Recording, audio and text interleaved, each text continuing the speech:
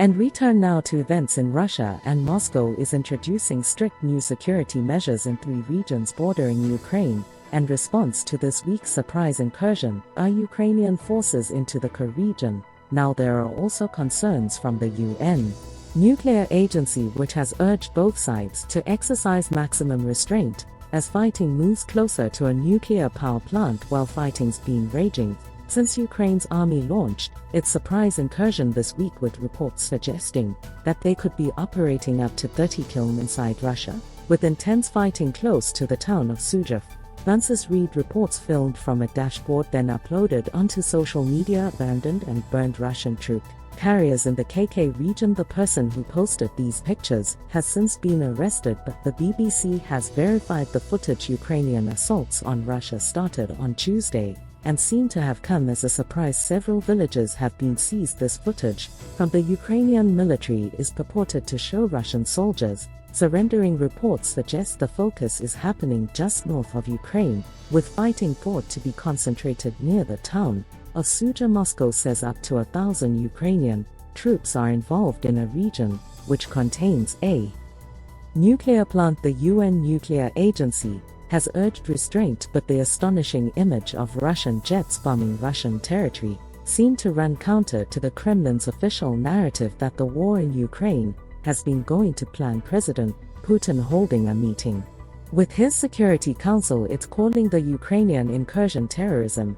and Russia is now bringing in reinforcements, but no acts, and punished a Russian missile attack on a supermarket in the eastern Donetsk region has proved fatal, although it's not clear whether it was a direct response to Ukraine's cross-border assault. Anna was there. We started climbing out of the window. She says we were barely outside when everything started burning. I started running one way, my colleague ran the other way. Ukrainian emergency services have been searching through the rubble for signs of life. No respite for those living this reality. Francis Reed, BBC News. And we can speak now to our Kyiv correspondent, James Waterhouse. James, good to have you with us. Are we any clearer as to understanding what Ukraine's aim here is in this surprise incursion? I think if you look at the pictures you've just seen, I think that reflects what Ukraine was after. In the short term at least, Russia is putting more and more resources into trying to contain this offensive. We've seen a lot of men and machinery moved in the direction of Kursk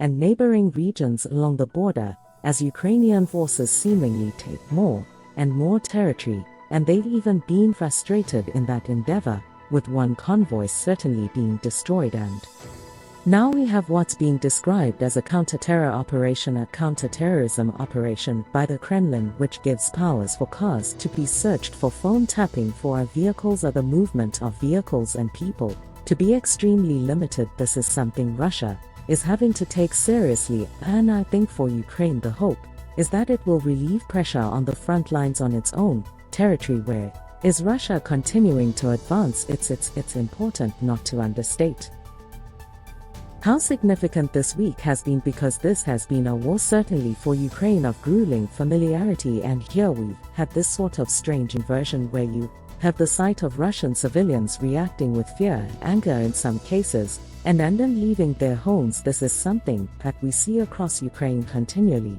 and it really has sort of shaken things up. In that respect, Ukraine has increased the stakes in this war of territory, where Russia talks about wanting Ukraine to concede a land in exchange for peace. Well, now Ukraine controls a chunk of Russian territory. It really is a high-stakes move, and it could, we are still talking about Ukrainian forces that are overstretched, so it's been an extraordinary few days. It has indeed. Briefly, if you don't mind, you were just mentioning there how high stakes all of this is. Do we have any kind of intelligence as to understanding whether Ukraine can continue this incursion in Russia whilst also trying to hold the front lines in its own country? We don't. I mean, at the moment colonels and generals and senior officers are being incredibly tight-lipped about this operation, but what we understand, what we can glean from the front lines, is that the issue of military aid, after political disagreements among the West that's partially been